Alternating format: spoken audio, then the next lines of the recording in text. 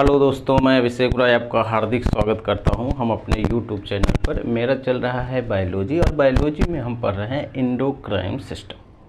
Clear. और endocrine system में हम 2 क्लासें ले चुके हैं, आज तीसरा क्लास है और इसके बाद एक क्लास और आएगा। फिर पूरा जो हम एंडोक्राइन सिस्टम है वो हम पूरा पढ़ लेंगे। क्लियर है।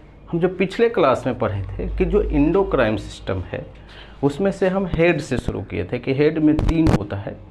उसमें से हाइपोथैलेमस जो हम पहले ही पढ़ लिए थे, कहाँ पे, नर्वस सिस्टम में, है ना। एटीज वही चीज़ आपको ध्यान रखना है। फिर हम कल जो पढ़े हैं वो पढ़े हैं पिट्यूटरी ग्लैंड या पीयूष ग्रंथि, या उसी को हम बोलते हैं मास्टर ग्लैंड। क्लियर। हम इस पर बात कर चुके हैं। अब जो हम बात करेंगे वो हम बात करेंगे पिनियन ग्लैंड। कौन सा ग्लैंड?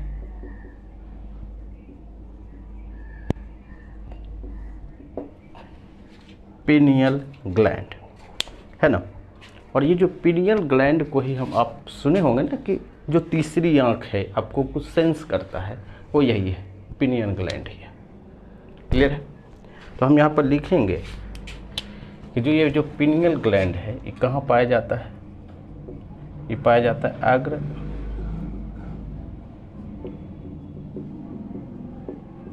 अग्र मस्तिष्क में पाया जाता है ना।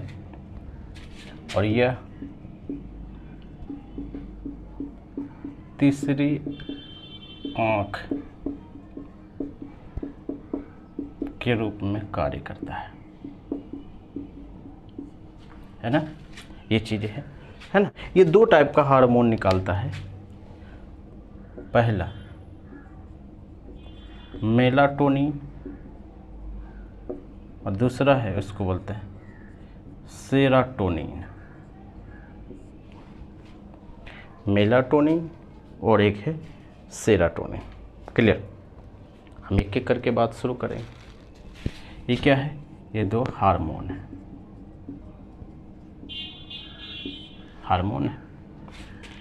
है ना। तो अब हम शुरुआत करते हैं मेलाटोनिन का।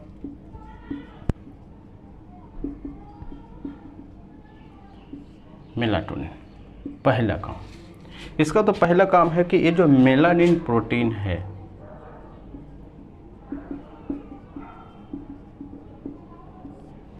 उसको ये निकालता है, उसका वो सिक्रेशन करता है।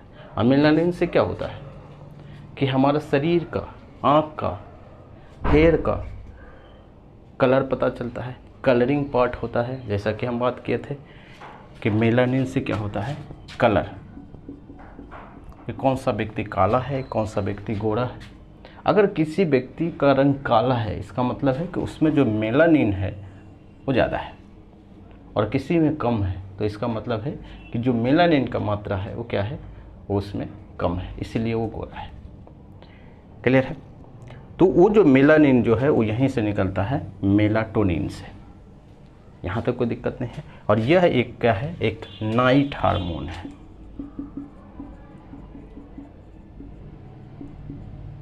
यानी यह सिर्फ रात में निकलता है, सिर्फ नहीं, मतलब ज़्यादातर चीज़ें रात में निकलता है जब आप सोने के वक्त, है ना। कि मेलाटोनिन का क्या काम है कि ये सेराटोनिन के साथ मिलकर नींद लाती है, नींद की स्थिति पैदा करती है ना। और ये जो सेराटोनिन है ये भी क्या है कि कम लाइट में आप यूज कर सकते हैं, है ना। इसीलिए जब आप सोते हैं तो लाइट बंद करके सोते हैं। क्यों? क्योंकि ये जो मेलाटोनिन या सेराटोनिन है वो क्या होता है, ज़्यादा निकलता है, इसलिए आपको नींद जल्दी से आ जाता है ना। अगर आप लाइट जला के सोते हैं तो क्या होगा कि मेलाटोनिन और ये जो सेराटोनिन है इसका जो सिक्रेशन है वो कम होता है ना, जिससे आपको नींद क्या होता है, आने में दिक्कत होगी, है ना। ये चीज़ें हैं। तो ये है मेलाटोनिन और ये है सेराटोनिन, है ना। यानी कम लाइट में दोनों का, है ना, इसका भी और इसका भी कम लाइट में ही क्या होता है, ज़्यादा सिक्रेशन होता है, ज़्यादा सत्रावन होता है। क्लियर।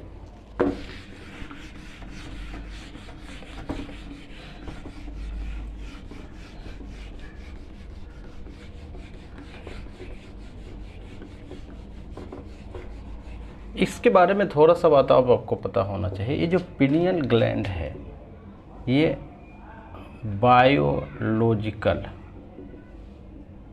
क्लॉक यानी जैव घड़ी के रूप में कार्य करता है।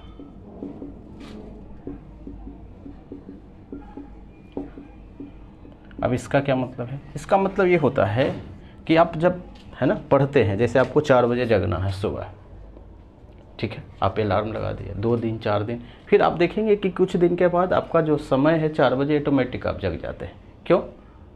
क्योंकि यही है क्लॉक, बायोलॉजिकल क्लॉक, यानी जैव घड़ी आपके शरीर में लग चुका है। और ये लगाता कौन है? वह लगाता है पिनियल ग्लैंड। क्लियर है? ये चीज़ें है, चाहे आप दैनिक चक्र हो, मासिक चक्र हो या ऋतु चक्र हो, है ना, ये कौन लगाता है? ये किसमें प्रयोग होता है? होता है पिनियल ग्लैंड, है ना। यानी पिनियल ग्लैंड में हम 2 बातें, एक तो बायोलॉजिकल चक्र, दूसरा है एक है मेलाटोनिन। और मेलाटोनिन का 2 काम है, एक तो त्वचा का रंग डिसाइड करता है, मेलानिन निकालता है, दूसरा ये क्या होता है? नींद लाता है। किसके साथ मिलकर? सेरोटोनिन के साथ मिलकर, है ना। क्योंकि ये जो मेलाटोनिन और सेरोटोनिन है ये कहाँ निकलता है? ये कम प्रकाश में ज़्यादा निकलता है। क्लियर है ना? ये बात आपको पता चल गया।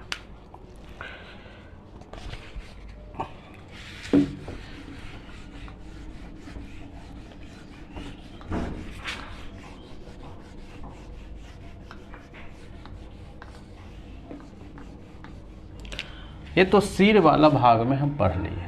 सिर में कई गो था? 3 गो। एक कौन था? एक हाइपोथैलेमस, एक था पिट्यूटरी ग्लैंड और एक था पिनियल ग्लैंड, है ना। अब हम पढ़ेंगे ये वाला पार्ट में। कहाँ है? वो गला वाला भाग में। और गला वाला भाग में हम पढ़ते हैं 2 चीज़ होता है। एक को हम पढ़े थे फेरिंग्स और उसके बाद होता है लैरिंग्स, है ना। ये चीज़ है, इसको बोलते हैं ग्रसनी या इसी को बोलते हैं स्वर तंत्र। और उसके नीचे पाया जाता है थायराइड और होता है पाराथायराइड। पाराथायराइड क्या ग्लैंड? थायराइड और पाराथायराइड किस पार्ट में होता है? गले वाला पार्ट में, है ना। आप ऐसे समझिए कि ये गला वाला पार्ट है, ये एसोफेगस वाला पार्ट है ना। और इसके साइड में जो होता है, इसमें ये वाला जो पार्ट है इस टाइप से होता है, उसको बोलते हैं थायराइड या पाराथायराइड, है ना। थायराइड और क्या होता है? पाराथायराइड पाया जाता है ना, है ना। हेड हो गया, सिर हो गया। अब हम आते हैं गला वाले पार्ट में।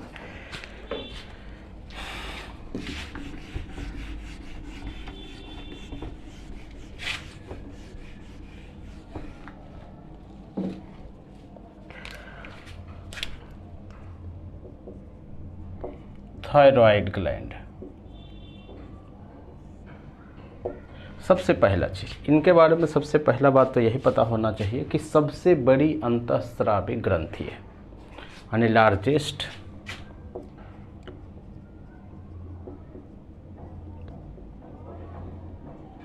इंडोक्राइन सिस्टम है। यानी हम इसको लिखेंगे कि सबसे बड़ी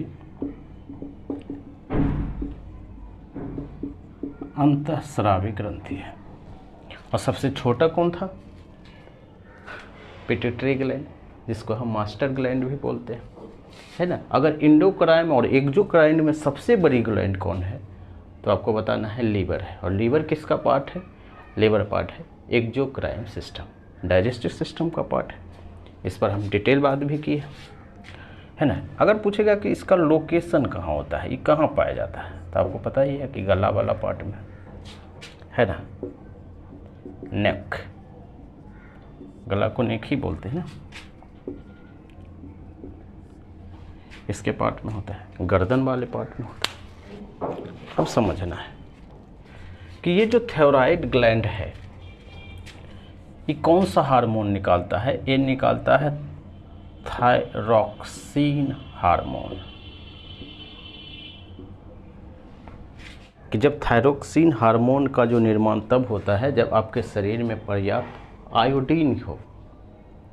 क्लियर है? कि यानी इसके निर्माण के लिए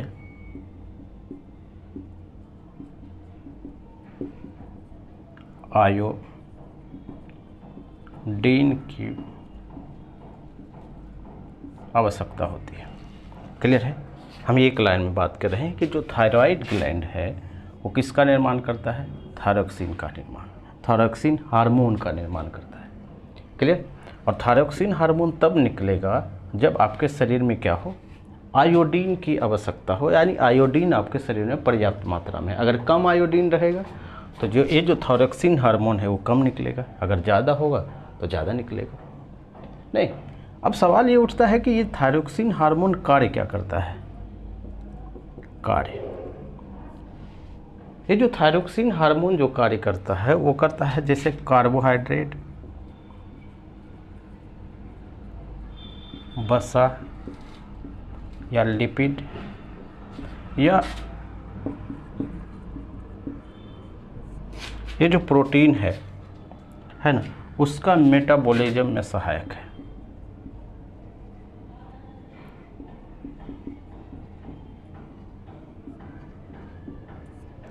अब मेटाबॉलिज्म का क्या मतलब है कि कार्बोहाइड्रेट, लिपिड, वसा। मेटाबॉलिज्म का मतलब है कि जब आपके शरीर में कार्बोहाइड्रेट चाहे प्रोटीन हो या वसा हो पर्याप्त मात्रा में सही से डाइजेस्ट हो रहा है, सही से यूज हो रहा है, इसका मतलब क्या है कि आपका शरीर का मानसिक विकास और शारीरिक विकास ठीक से होगा।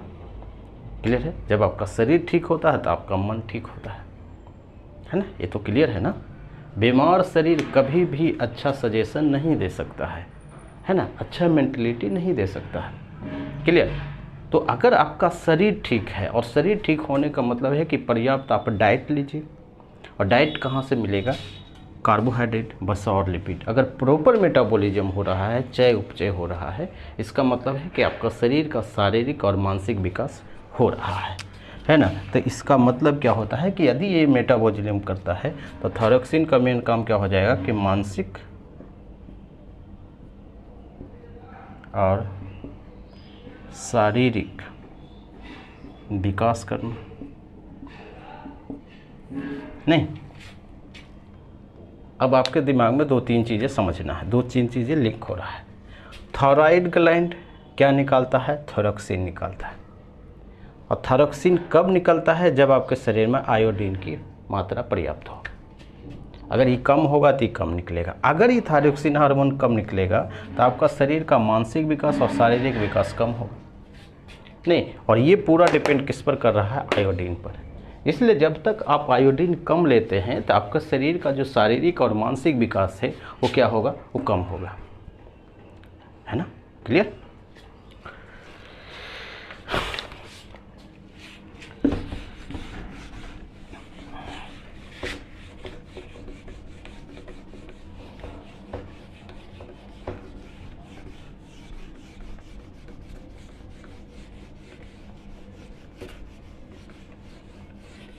कि आयोडीन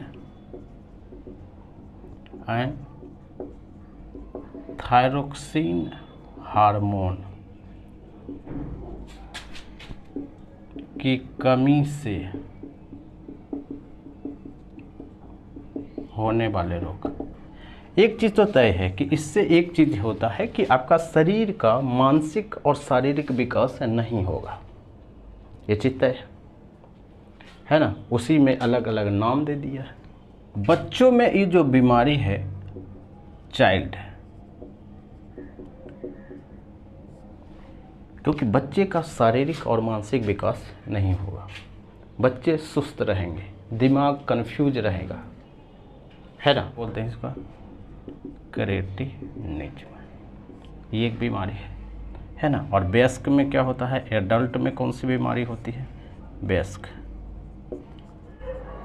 मैक्सोइडीमा, है ना, ये बीमारी है।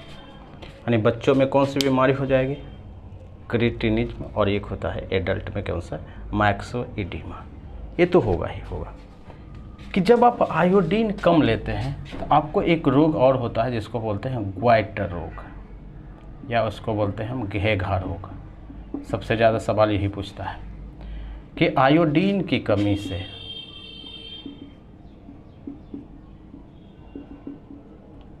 क्या होता है, घेघा रोग होगा। और घेघा रोग होगा तो वो क्या होगा कि थायराइड का जो आकार है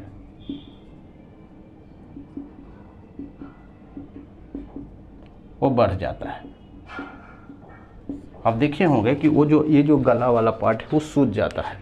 अब बहुत सारा लोगों को देखे होंगे कि वो लगाए हुए रहता है बेल्ट, इसीलिए कि सिर्फ गला नहीं, उसका शरीर भी फूलने लगता है, शरीर में वजन बढ़ने लगेगा, है ना। अगर किसी व्यक्ति का एकाएक वजन बढ़ने लगा, इसका मतलब है कि उसे थायराइड है ना, आयोडीन की कमी हो रहा है, घेघा रोग है।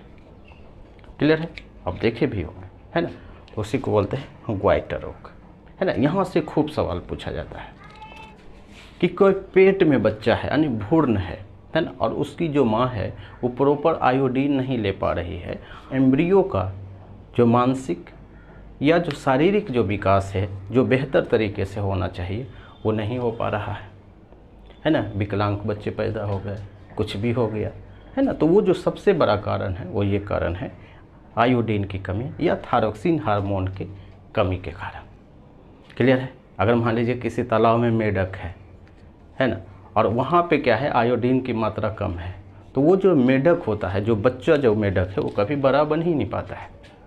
ये कारण है ना। जैसे कीट है, कीट का छोटा सा पार्ट उसको बोलते हैं लार्वा, है ना। अगर जहाँ पे वो रहता है वहाँ पे आयोडीन की कमी है ना, तो वो जो लार्वा है वो कभी कीट बन ही नहीं सकता है ना। लार्वा क्या है, कीट का बच्चा है।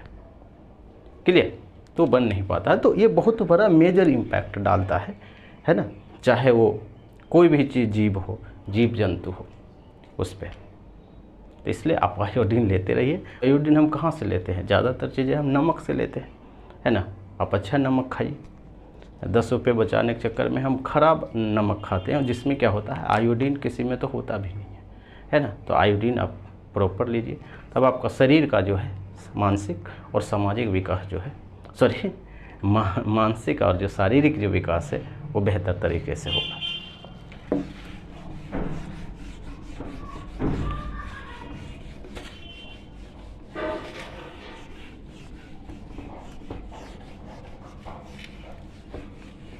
उसके बाद है पाराथायरॉइड ग्लैंड, पीटीएच, है ना। ये चीज़ें, और ऑब्वियसली बात है कि इसका भी जो लोकेशन है वो कहाँ है, वो गले वाला पार्ट में है, जैसा कि हम देखें गर्दन वाला पार्ट में है, जहाँ पर किसका पार्ट है, जो है थायरॉइड ग्लैंड का पार्ट है ना। और ये क्या निकालता है, एक हार्मोन निकालता है,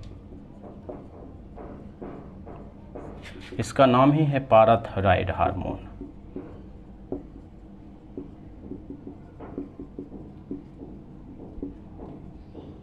ये निकालता है, और ये हार्मोन क्या करता है, ये हमारे शरीर में कैल्शियम एंड फास्फोरस को क्या करता है, नियंत्रित करता है ना, या कंट्रोल करता है।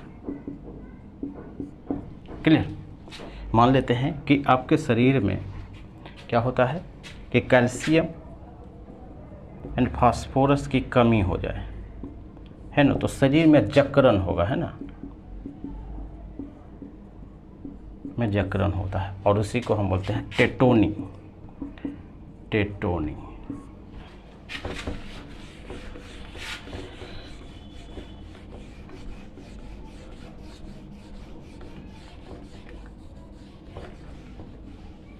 नेक्स्ट है, उसको हम बोलते हैं थाइमस ग्लैंड। थाइमस ग्लैंड, और थाइमस ग्लैंड कहाँ पाया जाता है, वो पाया जाता है थोरेसिक कैविटी में, आपको पता है ना थोरेसिक कैविटी क्या होता है, अब्डोमिनल कैविटी क्या होता है ना, बच्च गुहा में, यानी बेसिकली आप बोल सकते हैं कि छाती वाला पार्ट में। ये क्या होता है कि बच्चों में ज़्यादा होता है, और जैसे जैसे एज बढ़ता जाएगा है ना, यानी जब आप बुजुर्ग हो जाएंगे, बूढ़ापा आ जाएगा, तो उसमें क्या होता है, कम हो जाता है। यानी आप इस टाइप से समझ सकते हैं, है ना। ये बच्चा है, फिर धीरे धीरे ये बढ़ेगा, जब आप जवान हो जाते हैं तो ज़्यादा होता है, बुढ़ापा हो जाते हैं तो कम होता जाता है। यह बच्चों और किशोरों में क्या होता है, सक्रिय रहता है, और बुढ़ापा में, बुढ़ापा या बोल सकते हैं वृद्धावस्था, कम हो जाता है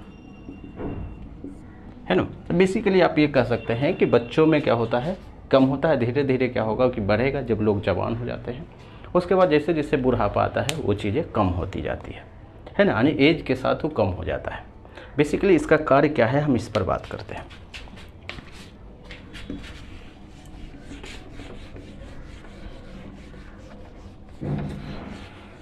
ये जो हमारे शरीर में एक होता है WBC, आपको पता है, यानी इसको हम बोलते हैं वाइट ब्लड सेल। वहाँ पर हम कम चर्चा किए थे, आज हम पूरा चर्चा यहाँ करते हैं। WBC में एक और चीज़ पाया जाता है जिसको हम बोलते हैं लिम्फोसाइट, और ये जो लिम्फोसाइट होता है ये दो टाइप का होता है। एक को हम बोलते हैं बी लिम्फोसाइट, और एक हम बोलते हैं टी लिम्फोसाइट। और ये जो WBC है इसका निर्माण होता है बोन मैरो से। ये जो बी लिम्फोसाइट है वो क्या करता है, ये करता है एंटीबॉडी का निर्माण करता है। ध्यान रखना है, अब मामला समझना है कि ये जो WBC है, WBC में जब बी लिम्फोसाइट और टी लिम्फोसाइट का जब निर्माण होता है तो उस समय वो मैच्योर नहीं होता है। पहला सवाल ये है कि जो WBC है उसका कार्य क्या है, उसका कार्य है कि हमारे शरीर में कोई भी अनवांटेड पार्टिकल आता है उसको मार देना है, ये कार्य है ना, यानी कोई भी हमारे शरीर को डैमेज करेगा उसको मारने का काम करता है WBC। और WBC में दो टाइप से मरता है, एक को बोलते हैं बी लिम्फोसाइट, और बी लिम्फोसाइट क्या करता है, एंटीबॉडी का निर्माण करता है। जैसा कि हम एंटीबॉडी का मतलब होता है कि जब हमारे शरीर में कोई अनवांटेड पार्टिकल आएगा तो उसके लिए क्या करता है, तैयारी करता है ना, वो पार्टिकल चीज़ को मारने के लिए। क्लियर है। और ये जो टी लिम्फोसाइट है वो कोई भी आया सबको निपटा देता है ना। जैसे हमारे शरीर में जैसे कोरोना वायरस का है, कोरोना वायरस अगर आपके शरीर में आया तो आप क्या लिए, बूस्टर डोज ले लिए, है ना, पहले ही ले लिए। इसलिए ले लिए क्योंकि आपके शरीर में क्या है कि एंटीबॉडी का निर्माण हो चुका है, किसके प्रति, कोरोना वायरस के प्रति। जब आपके शरीर में आएगा तो क्या होगा, वो तुरंत मार देगा। ऐसा नहीं है कि अगर आपको डेंगू काट लिया तो ये वाला वायरस काम करेगा, नहीं, जिसके लिए तैयार किया गया है वही काम करता है। तो ये जो एंटीबॉडी है या बी लिम्फोसाइट है जो मैच्योर होता है, मैच्योरिटी पीरियड है, ये तो बोन मैरो में ही हो जाता है, जहाँ से इसका निर्माण होता है वहीं हो जाता है। लेकिन टी लिम्फोसाइट जो मैच्योर होता है ये कहाँ या होता है, वो होता है थाइमस ग्लैंड में। अब आप समझ में आए, मैच्योर का मतलब है कि अच्छी तरीके से क्या होता है कि जो अनवांटेड पार्टिकल है हमारे शरीर में उसको मारना, बेसिकली जवान हो गया, ये चीज़ें है ना। तो इसका काम करता है थाइमस ग्लैंड। यानी कुल मिला के मामला ये है कि ये जो करता है ये इम्यून सिस्टम को बढ़ाता है ना। कुल मिलाकर अगर जितना भी हम बात बोले वो क्या होता है,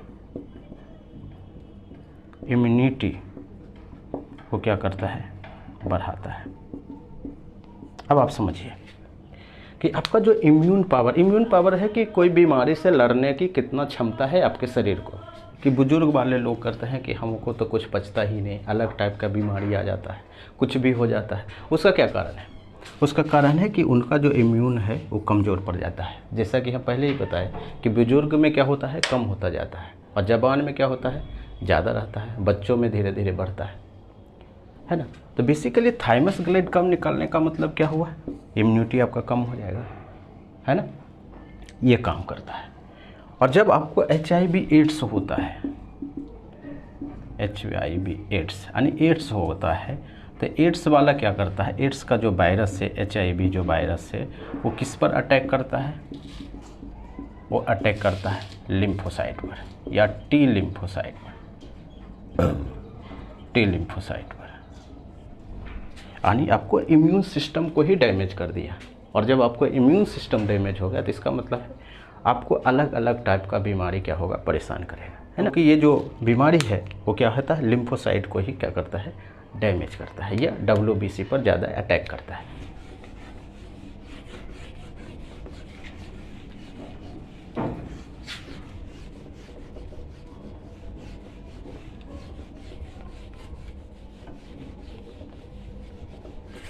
ये जो थाइमस ग्लैंड है वो क्या बोला जाता है, ये बोला जाता है जो लिम्फोसाइट है, टी लिम्फोसाइट का विद्यालय कहा जाता है। विद्यालय या बोल सकते हैं ट्रेनिंग सेंटर या लैब बोल सकते हैं। जिससे क्या होता है कि जो टी लिम्फोसाइट है वो क्या होता है, तैयार होता है। क्यों होता है तैयार, क्योंकि हमारे शरीर में अनवांटेड पार्टिकल को मारना है। क्योंकि ये जो टी लिम्फोसाइट है हमारे शरीर का सर्वाधिक सक्रिय कोशिका है, एक्टिव, यानी क्लियर है ना। ये जो बी लिम्फोसाइट है वो क्या करता है, थोड़ा सा टाइम लगता है, एंटीबॉडी तैयार किया, उसके बाद आया तब मारता है, ये डायरेक्ट मार देता है। और जैसा कि हम बताएं कि जो टी लिम्फोसाइट है वो क्या होता है, वृद्धावस्था में इसकी संख्या क्या होती है, कम हो जाती है। जिससे क्या होता है कि जो वृद्धावस्था में जो इम्यून सिस्टम है वो कमज़ोर हो जाता है। क्लियर है। तो ये पूरा है वो है थाइमस ग्लैंड। अब 2-3 चीज़ें और बचा है, जैसे पैनक्रियाज के बारे में हम पढ़ेंगे, एड्रेनल ग्लैंड के बारे में पढ़ेंगे, और गोनाड्स, है ना। ये 3 जो है वो ग्लैंड और बचा हुआ है ना। हम अगले क्लास में इसको पूरा करेंगे, है ना। तो आज भर इतना ही है। Thank you.